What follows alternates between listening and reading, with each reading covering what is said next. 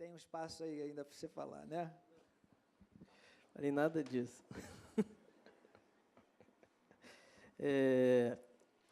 Boa noite, igreja. Paz do Senhor Jesus. Amém? Vocês estão bem? Graças a Deus. Deus é bom, não é verdade? Está feliz aí, mais um domingo. A gente está na casa de Deus. Isso é um assunto importante que meu pai está tratando com a igreja, sobre a fidelidade, cuidado de Deus nas nossas vidas, e a gente precisa aprender isso, não é verdade? São nos momentos difíceis que a gente é colocado à prova, a nossa fé, a nossa confiança em Deus. Aí a gente vê realmente o que a gente conhece do nosso intelecto, da nossa sabedoria, do que a gente aprendeu e do que a gente crê de verdade e a gente vive de verdade aquilo que a palavra de Deus nos ensina.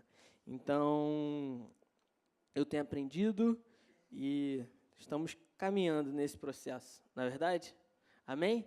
Então, eu estava pensando e eu comecei a programar algo para a gente estar falando aqui esses dias, e Deus colocou um tema no meu coração a respeito do futuro.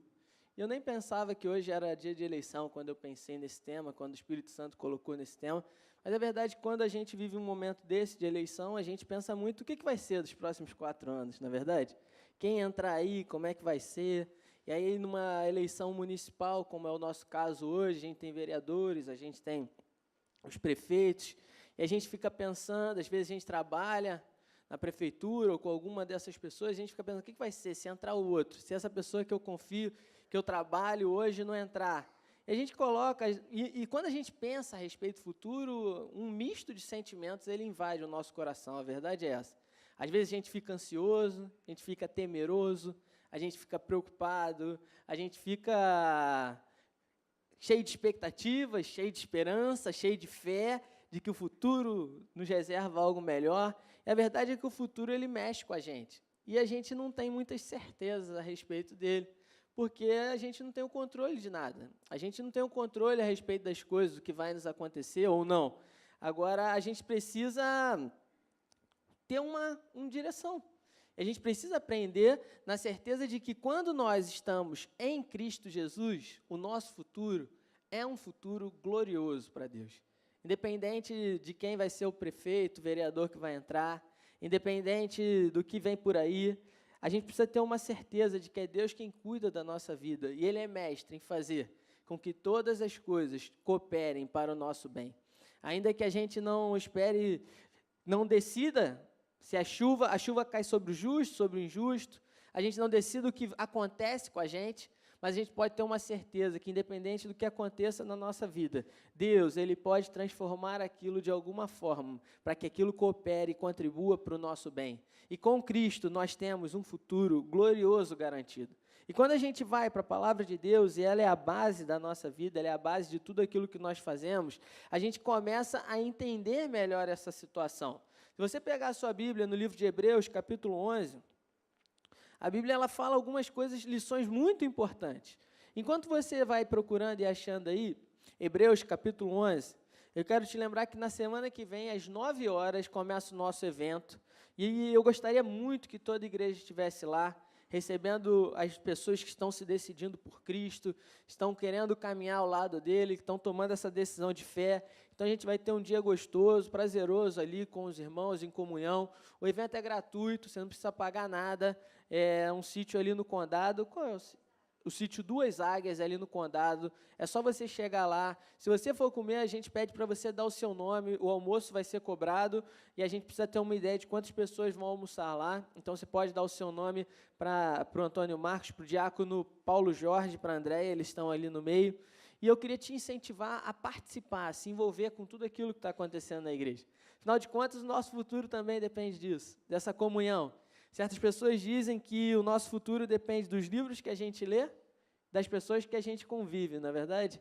Eu não sei se tem mais alguma coisa, mas eu lembro desses dois. O futuro depende dos livros que a gente lê e das pessoas que a gente convive. Quando a gente está na igreja, tem um livro que é central na nossa vida, que é a palavra de Deus, e ele precisa ser a nossa grande e maior influência. E quando a gente começa a viver e partilhar da nossa fé, é importante que nós tenhamos pessoas que nos fortaleçam, que nos edifiquem, que nos ajudem a crescer em fé, a nos fortalecer. A fé, ela é como um músculo. Se a gente não exercitar a nossa fé, ele vai atrofiando, não é verdade? Quando a gente não usa um músculo nosso, ele começa a atrofiar, e aí daqui a pouco a gente não consegue usar mais ele. Então, a gente precisa se exercitar. O corpo humano foi feito para se exercitar. E a fé é dessa mesma maneira. A fé, ela precisa ser exercitada, ela precisa ser utilizada, ela precisa ser colocada em prática na nossa vida, para que ela se desenvolva, para que ela fortaleça, para que ela ganhe forma, uma fé robusta, uma fé forte, uma fé firme, a fim de que a gente possa enfrentar as inúmeras situações que possam assolar o nosso caminho. E aí a gente tem um trabalho, e eu aproveito ainda, acho que a maioria já achou, mas eu queria aproveitar para falar, os nossos grupos de vida, eles estão acontecendo. Hoje a gente tem 9 grupos de vida funcionando. Um grupo vida no Borges de Itapeba, no Parque Nance, no Condado, no centro, aqui no bairro Boa Vista, no Cachito, no Flamengo, em Guaratiba, no Condomínio Elisa, e no centro também a gente tem um grupo vida só de adolescentes, que a gente chama de Papo Zoe. E eu queria incentivar você a fazer parte disso. Isso faz parte do núcleo da nossa igreja, a gente acredita que o seu futuro com a gente aqui depende disso. É um lugar de comunhão, de fortalecimento, de crescimento, de fé, onde a sua vida vai ser edificada, onde você vai poder conhecer melhor a nossa igreja, onde a gente vai poder te conhecer. Os diáconos, eles estão ali na mesinha ali onde tem os envelopes do dízimo, os papéis dos visitantes. Tem alguém nos visitando aqui hoje pela primeira vez? Alguém? Seja bem-vindo, sejam bem-vindos, sejam bem-vindos. Eu vou pedir aos diáconos para entregar a vocês podem levantar a mão, um papelzinho de boas-vindas, e ao final do culto, um dos nossos pastores vai estar aqui recebendo, e a gente quer que vocês se sintam à vontade, em casa, no nosso meio, e um lugar excelente para que vocês possam conhecer a gente melhor, é nesses grupos de vida. Então, se você quiser se informar melhor, ali atrás, depois também com um dos diáconos, você pode procurar um homem desses aí, com essa blusa verdinha, bonita, e aí você pode pegar com eles um papel ali, vai ter o telefone, que aí você pode pegar o endereço. O pastor Antônio Marcos é o coordenador desse evento, e eu quero muito te incentivar a se envolver e a fazer parte disso. Amém? Então, sejam bem-vindos, a nossa igreja recebe vocês de uma forma carinhosa. Vamos aplaudir o Senhor e a vida desses irmãos que estão aqui hoje com a gente. Amém? Todos acharam Hebreus capítulo 11? Você não fechou ainda a sua Bíblia, não? Podemos ler, então? E a Bíblia começa assim: ora, a fé é a certeza das coisas que se esperam e a prova das coisas que não se veem. Foi por ela que os antigos alcançaram bom testemunho. Pela fé entendemos que os mundos foram criados, pela palavra de Deus, de maneira que o visível não foi feito do que se vê. Pela fé, Abel ofereceu a Deus mais excelente sacrifício do que Caim, pelo qual alcançou o testemunho de que era justo, dando Deus testemunho das suas ofertas, e por meio dela, depois de morto, ainda fala. Pela fé, Enoque foi transladado para não ver a morte, não foi achado, porque Deus o transladara, pois antes da sua transladação, alcançou o testemunho de que agradara a Deus. Ora, sem fé é impossível agradar a Deus. Você pode repetir isso comigo? Sem fé é impossível agradar a Deus, porque é necessário que aquele que se aproxima de Deus creia que Ele existe e que é galardoador, recompensador dos que o buscam. Pela fé, Noé, divinamente avisado das coisas que ainda não se viam, e sendo temente a Deus, preparou uma arca para a salvação da sua casa, pela qual condenou o mundo e tornou-se herdeiro da justiça que é segundo a fé. Pela fé, Abraão, sendo chamado para um lugar que havia de receber por herança, obedeceu e saiu, sem saber para onde ia. Pela fé, peregrinou na terra da promessa como em terra alheia, habitando em tendas com Isaque e Jacó, herdeiros com ele da mesma promessa, pois esperava a cidade que tem fundamentos, da qual Deus é o arquiteto e construtor. Pela fé também, a própria Sara recebeu o poder de conceber um filho, mesmo fora da idade, porque teve por fiel aquele que lhe havia feito a promessa. Pelo que também de um, e esse já amortecido, descenderam tantos, em multidão, como as estrelas do céu e como a areia inumerável que está na praia do mar. Todos estes morreram na fé, não alcançaram as promessas. Viram-nas de longe e as saudaram, e confessaram que eram estrangeiros e peregrinos na terra. Ora, os que dizem tais coisas claramente mostram que estão buscando uma pátria. E se na verdade se lembrassem daquela de onde haviam saído, teriam oportunidade de voltar. Mas agora desejam uma pátria melhor, isto é, a celestial, pelo que também Deus não se envergonha deles, de ser chamado o seu Deus, pois já lhe preparou uma cidade. Pela fé, Abraão, ao ser provado, ofereceu a Isaque, aquele que havia recebido as promessas, ofereceu o seu unigênito. Embora Deus lhe tivesse dito, em Isaque será chamada a tua descendência. Abraão julgou que Deus era poderoso para até dentre os mortos os ressuscitar. E daí também, em figura, o recobrou. Pela fé, Isaque abençoou a Jacó e a Esaú, no tocante às coisas futuras. Pela fé, Jacó, próximo da morte, abençoou a cada um dos filhos de José, e adorou, apoiado sobre a extremidade do seu bordão. Pela fé, José, próximo da morte, fez menção da saída dos filhos de Israel, e deu ordem acerca de seus ossos. Pela fé, Moisés, logo ao nascer, foi escondido por seus pais durante 3 meses, porque viram que o menino era formoso, e não temeram o decreto do rei. Pela fé, Moisés, sendo já homem, recusou ser chamado filho da filha de Faraó, escolhendo antes ser maltratado com o povo de Deus, do que por algum tempo ter o gozo do pecado. Teve por maiores riquezas o opróbrio de Cristo, do que os tesouros do Egito, porque tinha em vista a recompensa. Pela fé, deixou o Egito, não temendo a ira do rei. Ficou firme porque viu aquele que é invisível. Pela fé, celebrou a Páscoa e a aspersão do sangue, para que o destruidor dos primogênitos não os tocasse. Pela fé, os israelitas atravessaram o Mar Vermelho como por terra seca. Tentando-os, os egípcios se afogaram. Pela fé, caíram os muros de Jericó, depois de rodeados por 7 dias. Pela fé, Raabe, a meretriz, tendo acolhido em paz os espias, não pereceu com os incrédulos. E que mais direi? Certamente me faltará o tempo para falar de Gideão, de Baraque, de Sansão, de Jefté, de Davi, de Samuel e dos profetas, os quais, pela fé, venceram reinos, praticaram a justiça, alcançaram promessas, fecharam a boca de leões, apagaram a força do fogo, escaparam ao fio da espada, da fraqueza tiraram forças, tornaram-se poderosos na batalha, puseram em fuga exércitos de estrangeiros. Mulheres receberam pela ressurreição os seus mortos. Uns foram torturados, não aceitando o seu livramento para alcançar superior ressurreição. Outros experimentaram escárnios e açoites, e até algemas e prisões. Foram apedrejados, foram tentados, foram cerrados pelo meio, foram mortos ao fio da espada. Andaram vestidos de peles de ovelhas e de cabras, necessitados, aflitos e maltratados. Homens dos quais o mundo não era digno, errantes pelo deserto e montes, e pelas covas e cavernas da terra. E todos estes, embora tendo recebido bom testemunho pela fé, contudo não alcançaram a promessa. Deus havia provido coisa superior a nosso respeito, para que eles, sem nós, não fossem aperfeiçoados. Portanto, visto que nós também estamos rodeados de tão grande nuvem de testemunhas, deixemos todo o embaraço e o pecado que tão de perto nos rodeia, e corramos com perseverança a carreira que nos está proposta, olhando firmemente para Jesus, autor e o consumador da nossa fé. Vamos orar. Senhor, obrigado, Deus. Obrigado pelo Teu Espírito Santo, Senhor, que sempre fala conosco.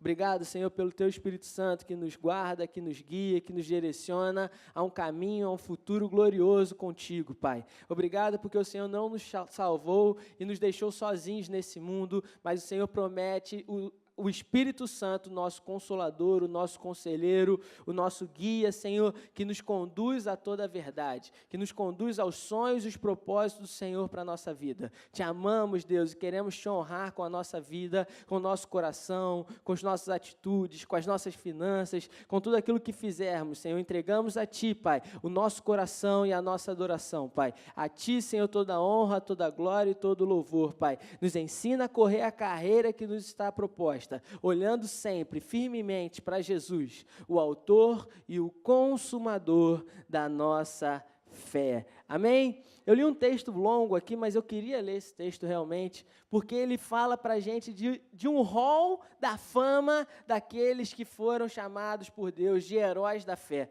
E a Bíblia chega de falar, aqui no final do livro desse capítulo 11, o escritor da carta aos Hebreus, ele chega a dizer que estes homens foram homens dos quais o mundo não era digno. Homens que tinham uma promessa, que viram a obra que Deus estava realizando e não chegaram a alcançar essa promessa, porque Jesus não veio no tempo deles, mas que se viram como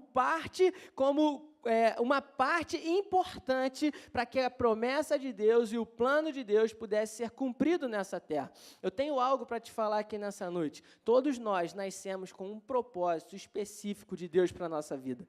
Nós não estamos aqui nesse mundo por acaso. Nós não estamos aqui nesse mundo de passagem. Nós não estamos aqui nessa vida simplesmente para sobreviver. Deus, Ele nos ama e Ele enviou o Seu Filho Jesus Cristo para que nós tivéssemos uma vida plena e uma vida abundante. E Ele disse, meus filhos, se vocês crerem na promessa e correrem a corrida que eu estou propondo a vocês, olhando firmemente para Jesus, o autor e o consumador da sua fé, eu tenho coisas maravilhosas para fazer e realizar na sua vida. A gente começa a ver a história desses homens e a gente vê algo muito peculiar e comum entre eles. E o escritor da carta aos Hebreus, ele começa dizendo e definindo o que é a fé.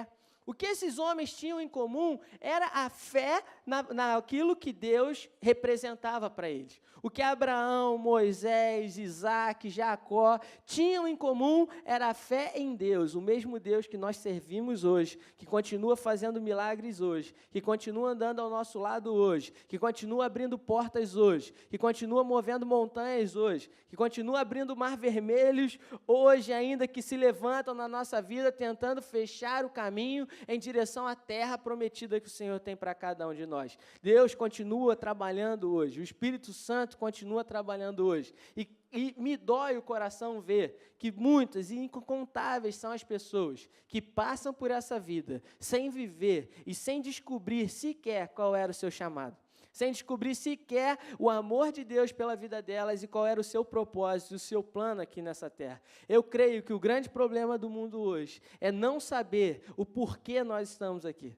Não saber o porquê Deus nos criou. Nós fomos criados de uma forma única, exclusiva e específica. Nós somos diferentes e graças a Deus por isso. É nas nossas diferenças que o poder de Deus ele se aperfeiçoa. Dons, características que eu tenho, que você não tem. Coisas, características e dons que você tem, que eu não tenho. E que juntos nós formamos o corpo de Cristo. E que se o amor de Deus for aquilo que nos move, nós seremos sempre uma bênção para a vida de outras pessoas.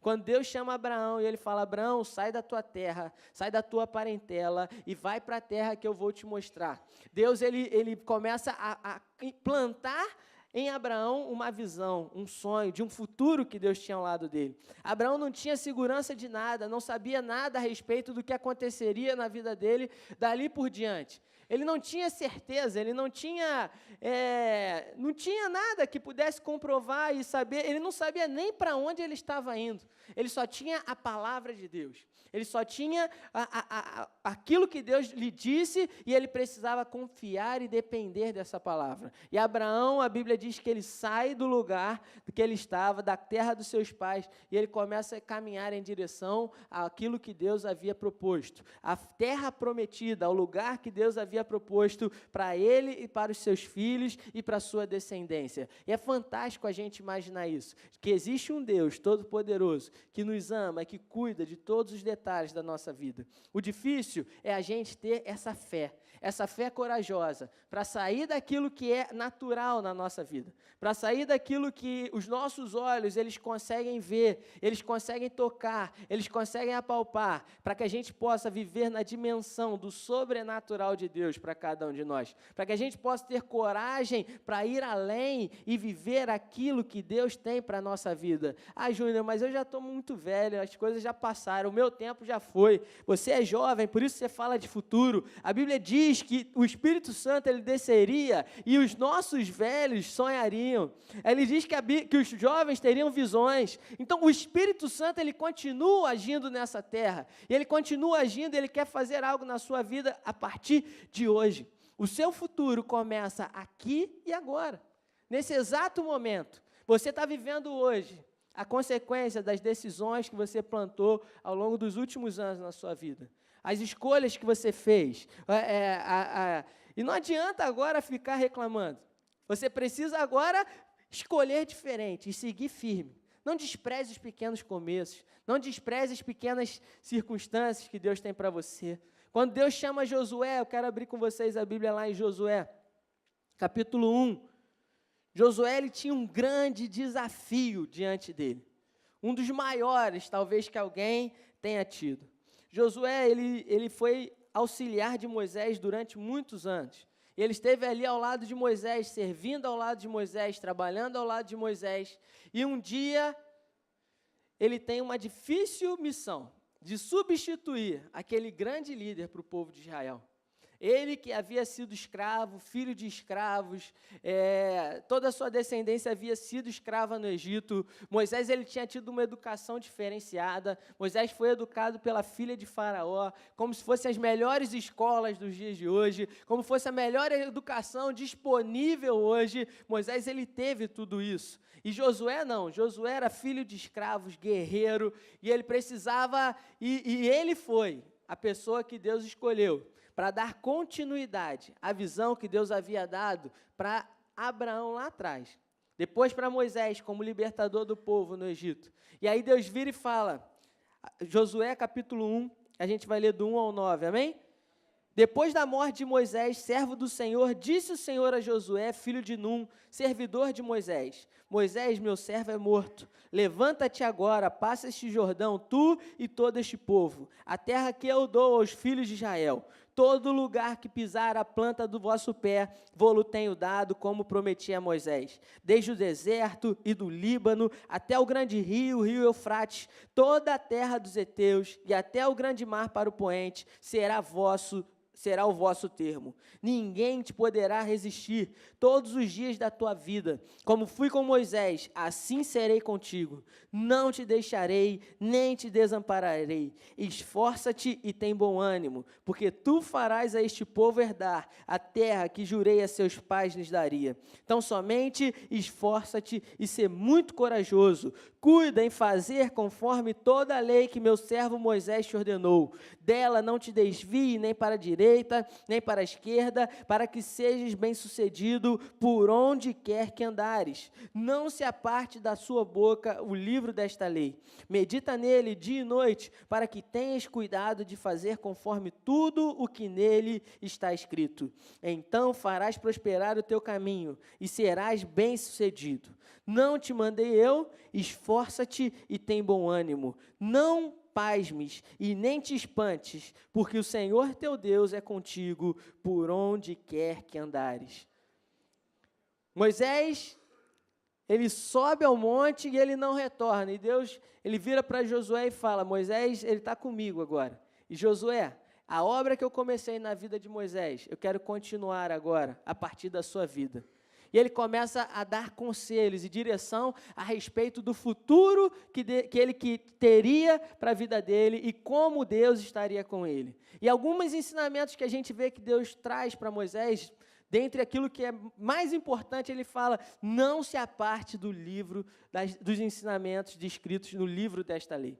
Não se aparte da palavra de Deus, daquilo que eu ensinei para Moisés. Não se aparte dos meus ensinamentos, não se aparte dos meus estatutos, não se aparte daquilo que eu ensinei para o meu povo. Medita nesses livros de dia e de noite. Tenha ele como um centro da sua vida. E aí, uma coisa que me chama a atenção é que nesse discurso, nessa fala de Deus para Josué, a respeito do seu futuro, Deus, ele vira para Josué e ele fala 3 vezes: esforça-te e tem bom ânimo. Esforça-te e ser corajoso. Esforça-te e tem bom ânimo. Não temas, não desista. Deus via algo no futuro de Josué que Josué ainda não podia ver. Deus, ele fez uma promessa, ele disse: Josué, o futuro que eu tenho para a sua vida é um futuro glorioso. Descansa na minha palavra, medita na minha palavra, mas eu estou te falando algo. Você vai precisar se esforçar e não ter medo, e não desanimar. Você vai precisar se esforçar e não desanimar. E por que Deus fala isso? Porque ele sabia que Josué, para alcançar a terra que Deus havia prometido para ele precisaria vencer ainda 31 reis. 31 reis precisavam ser vencidos para que a promessa de Deus se cumprisse na vida dele. Eu quero te falar que muitos são os reis que se levantam na nossa vida e que precisam ser vencidos para que a promessa de Deus se cumpra na nossa vida. E 31 reis só podem ser vencidos se eles forem derrotados, um de cada vez. Não adianta você querer ir lutar contra os 31 de uma vez. Você precisa firmar a sua vida na palavra de Deus e ir vencendo dia após dia. A vida com Deus, o futuro que Deus tem para a gente, é um futuro de dia após dia, é diário, é o nosso relacionamento com Deus. As nossas vitórias, elas começam não quando a gente conquista algo. A gente comete, às vezes, um erro de basear a nossa vida nos momentos de grande festa, quando a gente, sei lá, termina a escola, termina um curso, termina a faculdade, conquista um trabalho novo, aí a gente comemora, a gente celebra, abre uma empresa. Não, a nossa vida, essas situações que nós vencemos e vale a pena nós celebrarmos, sim, elas são consequências de uma vida, de uma escolha diária no nosso na nossa vida, de escolhas diárias na nossa caminhada. Nós precisamos vencer um rei de cada vez. Quando você acordar amanhã pela manhã, existem reis que precisam ser vencidos e derrotados na sua caminhada, para que você alcance aquilo que Deus tem para você. É necessário que você se esforce e tenha bom ânimo, ainda que as circunstâncias te sejam contrárias.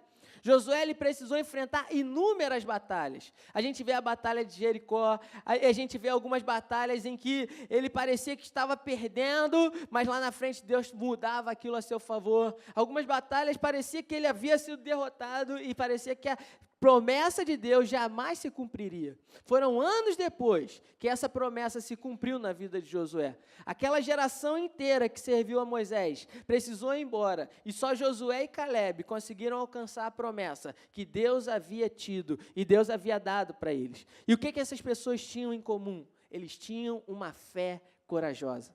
Eles tinham uma fé ousada, eles confiavam e dependiam de Deus em todas as circunstâncias e situações da sua vida. Eu quero te falar que existem sim reis que vão precisar ser vencidos, existem sim dificuldades que nós precisamos enfrentar, mas o que nos diferencia daqueles que não servem a Deus são os nossos posicionamentos diante dessas dificuldades. São os nossos posicionamentos diante das lutas que nós enfrentamos. Como você tem se posicionado? Como você tem se posicionado? Você diz que crê em Deus ou você de fato crê e confia em Deus? Você diz que crê que Deus te ama e cuida de você ou você de fato, nas suas atitudes, crê e confia e demonstra com as suas obras, com aquilo que você faz, quanto você ama e o quanto você confia em Deus?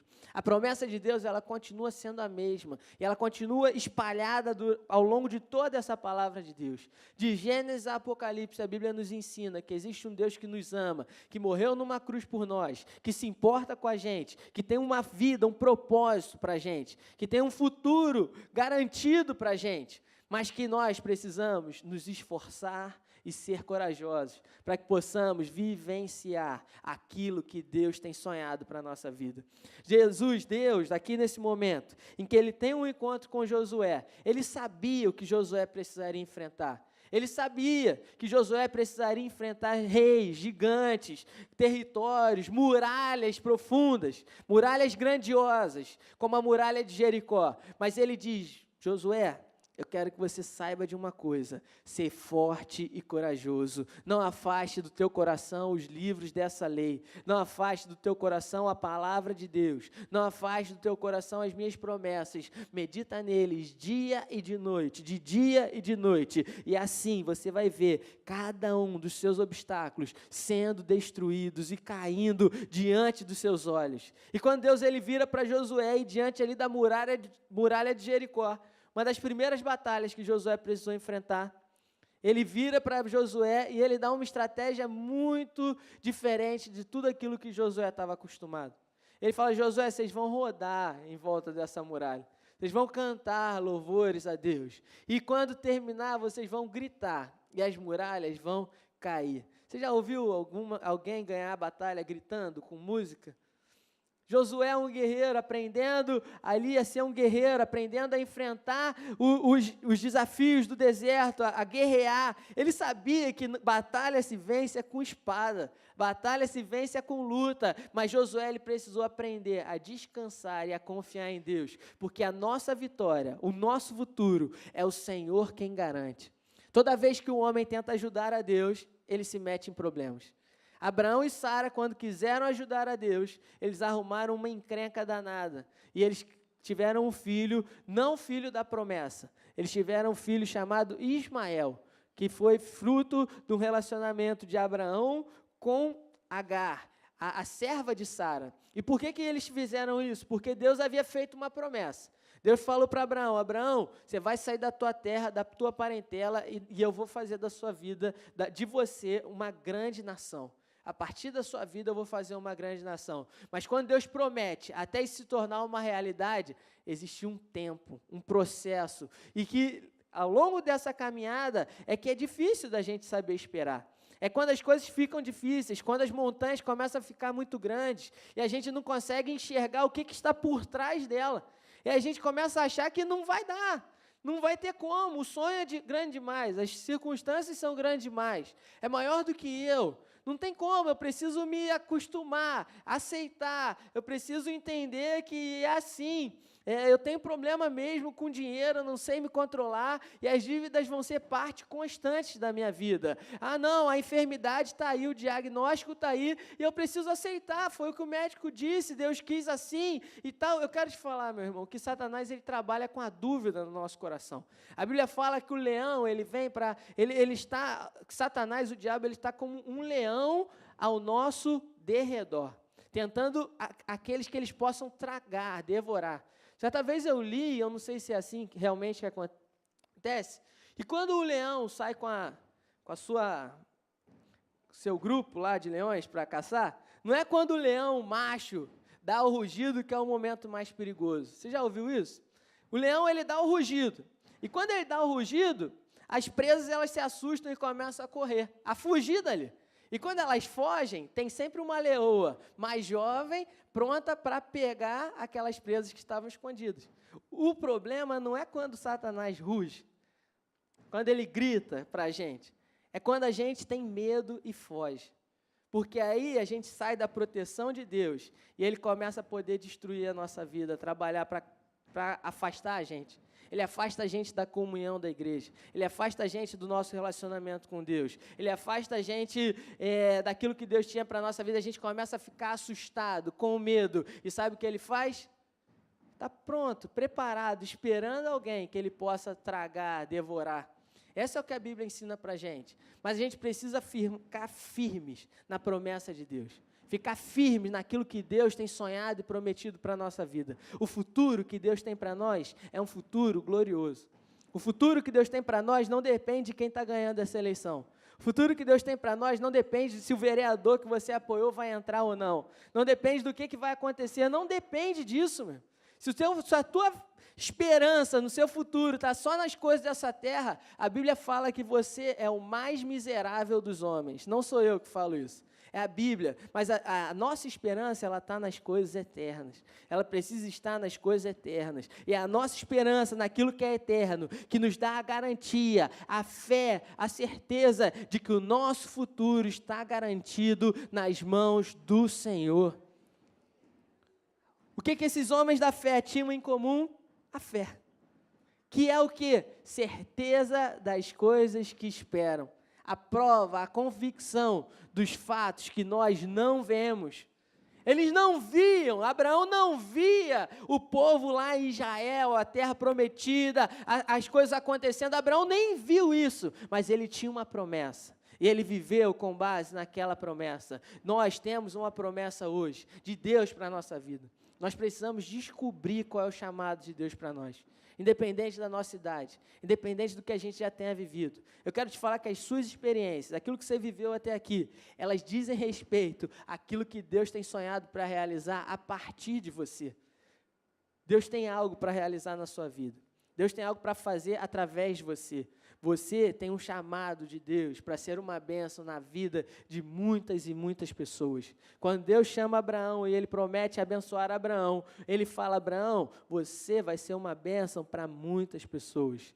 Eu estou te abençoando, Abraão, para que você seja uma bênção. Quando Deus te abençoa, é para que você seja uma bênção para outras pessoas. Esse foi o jeito que Deus escolheu. Deus nos chama para abençoarmos pessoas. Deus nos chama para vivermos ao lado dEle, desfrutarmos da aventura que Ele tem para cada um de nós, vivermos a plenitude daquilo que o Espírito Santo nos promete e nos tornarmos uma bênção para a vida de outras pessoas, compartilharmos o Evangelho, abraçarmos o Evangelho, abraçarmos a causa de Deus e vivermos tudo aquilo que o Senhor nos promete. O futuro que Deus tem para cada um de nós é um futuro glorioso. Mas você precisa estar firmado nele. Eu quero fazer um exercício com vocês. Como é que foi o seu dia hoje? Fala para a pessoa que está aí perto de você, pensa em uma palavra, defina o seu dia. Não vale dizer, foi bom, que aí é muito... Como é que foi o seu dia hoje? Bom. Pensa em uma palavra, ok. Pensou? Já falou para a pessoa que está aí do seu lado?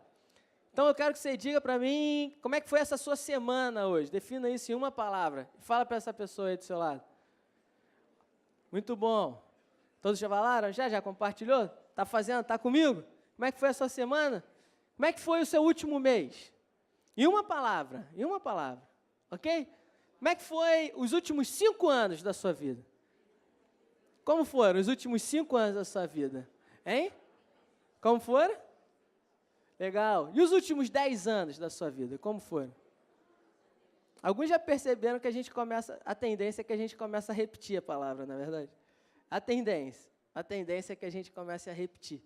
E a gente começa a ver que a nossa vida ela é movida por um tema, algo que começa a ser gerado e se repete no nosso coração. Primeira vez que eu fiz esse exercício, eu fiquei assustado, porque a palavra que eu pensei foi cansativo. Eu falei, meu Deus, estou muito novo para já estar assim. E eu vi que Deus precisava mudar isso dentro de mim. Precisava mudar, não pode ser dessa forma. Qual é o tema que tem se repetido na sua vida? Qual o tema que tem sido recorrente na sua caminhada? Porque o tema que tem movido o seu coração vai continuar sendo ele mesmo no seu futuro, ele vai continuar se repetindo. Se você não der um basta, se esse tema não estiver sendo bom, você não der um basta e começar a mover por um outro caminho. Como é que você tem encarado a sua vida? O seu futuro começa hoje, meu. Os próximos 5 anos da sua vida começam a ser definidos hoje. Como que você vai viver o seu dia a dia?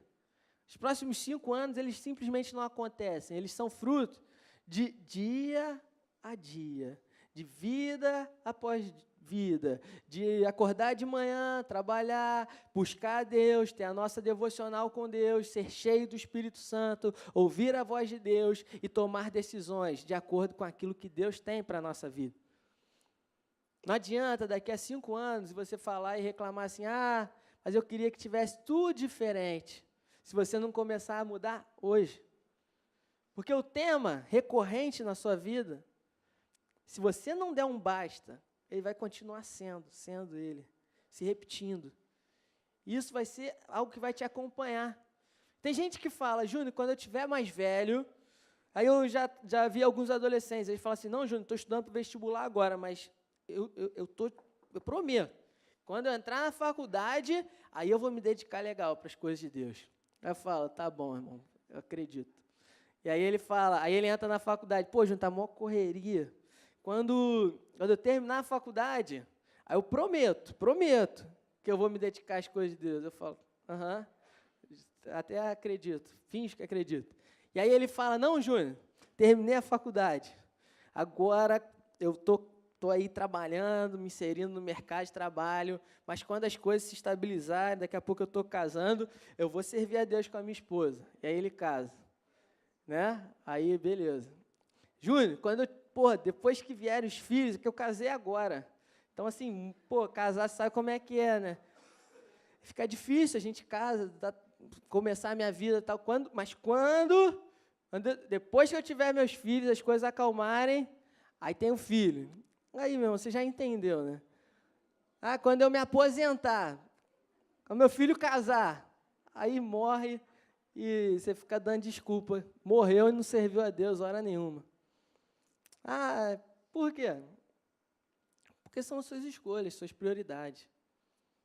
Sabe, se você está dando desculpa hoje para se envolver com as coisas de Deus hoje, daqui a 5 anos, você vai continuar tendo desculpas para dar.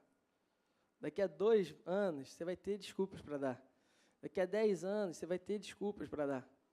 A gente tem desculpas, mas eu acho que o nosso tempo é aquilo que existe mais democrático no mundo de Deus.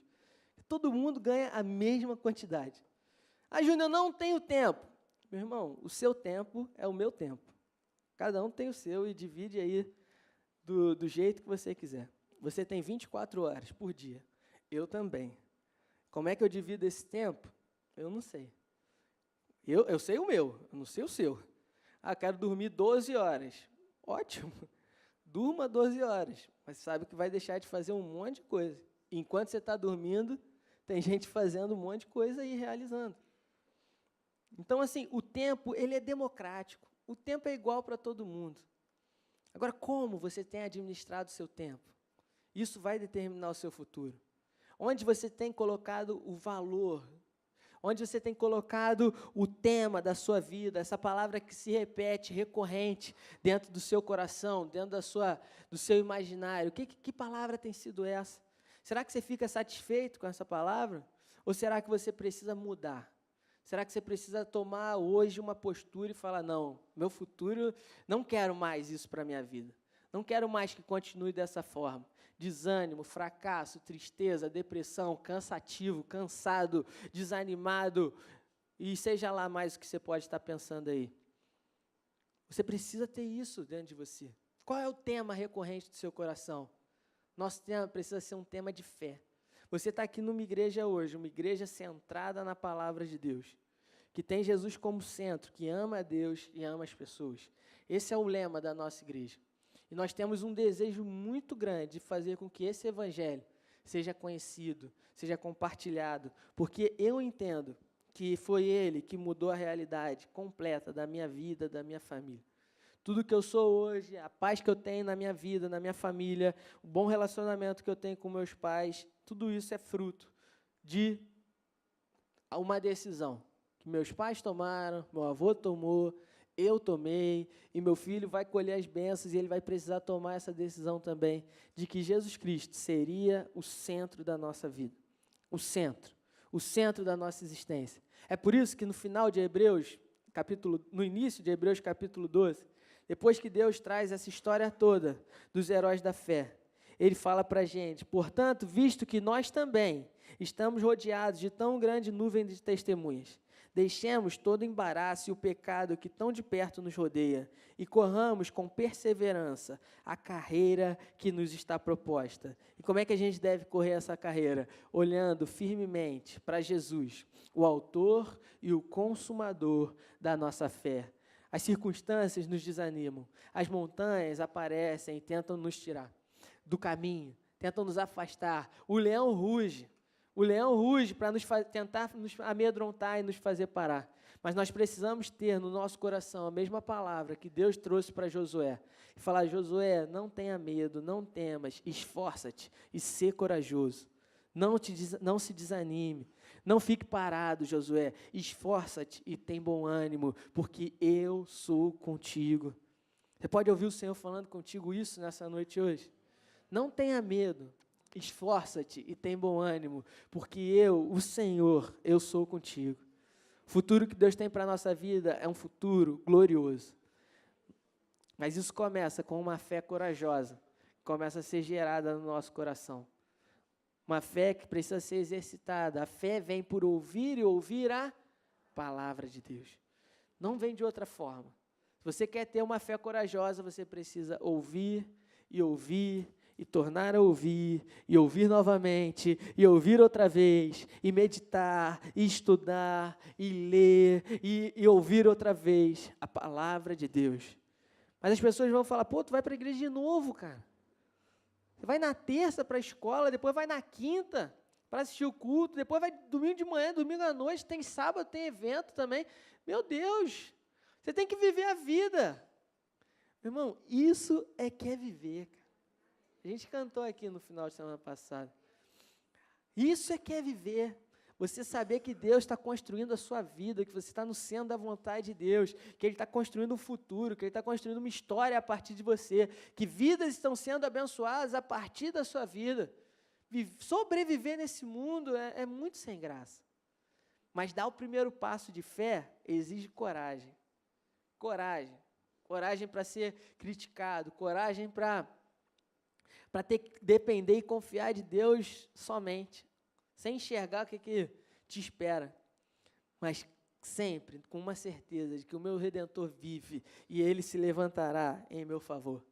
Davi foi um homem de fé, e Davi enfrentou inúmeros e inúmeros desafios na vida dele. E ele escreveu um salmo, Salmo 37, e ele vira no final desse salmo, e ele fala o seguinte, no meio desse salmo, ele fala, eu fui moço e agora eu sou velho, mas nunca vi o justo desamparado, e nem a sua descendência a mendigar o pão. Vale a pena servir a Deus, vale a pena viver para Deus, vale a pena entregar a Deus o controle da nossa vida por completo, vale a pena. Você pode ficar de pé aí no seu lugar? Hoje é noite de ceia, hoje é noite de ceia. E na ceia a gente precisa se lembrar daquilo que Cristo Jesus fez por cada um de nós. A ceia, ela foi um mandamento dado por Deus, uma ordenança dada por Deus, para que nós pudéssemos exercitar a nossa fé, para que a gente pudesse visualizar e ter na nossa mente uma certeza de que Deus, Ele foi capaz de ir até o final por amor à minha e à sua vida. Será que Ele não faria? Romanos 8 fala isso. Por acaso, Deus que foi capaz de morrer numa cruz do Calvário por cada um de nós, não nos daria de graça com Ele todas as coisas? Quem poderá intentar alguma acusação contra os escolhidos de Deus? É Deus quem os justifica. Quem os condenará? É Cristo Jesus, que morreu, mas ressuscitou. Por acaso, existe alguma coisa que pode nos afastar do amor de Deus? Não será a morte, não será a espada, não será confusão, não será nada disso.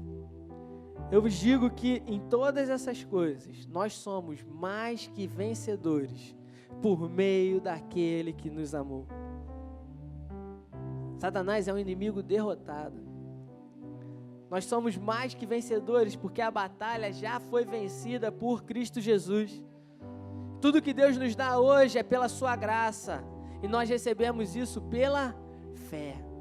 Você não depende do fulano, do ciclano, do beltrano. Você depende de Cristo sendo o centro da sua vida. Você depende de ter Cristo sendo gerado e formado no seu coração. Você depende da bondade e da fidelidade do Senhor, te acompanhando todos os dias da sua vida. E a Bíblia te garante isso. Você precisa crer nisso. Certamente a bondade e a fidelidade me acompanharão e me seguirão todos os dias da minha vida, enquanto eu viver, amém? Você é grandemente abençoado, altamente favorecido, profundamente amado por Deus. Lance fora esses pensamentos de derrota, pensamentos de fracasso. Se o gigante que você está enfrentando hoje é o gigante da depressão, da tristeza, quero te dizer que tudo isso já foi vencido por Cristo Jesus na cruz do Calvário, amém?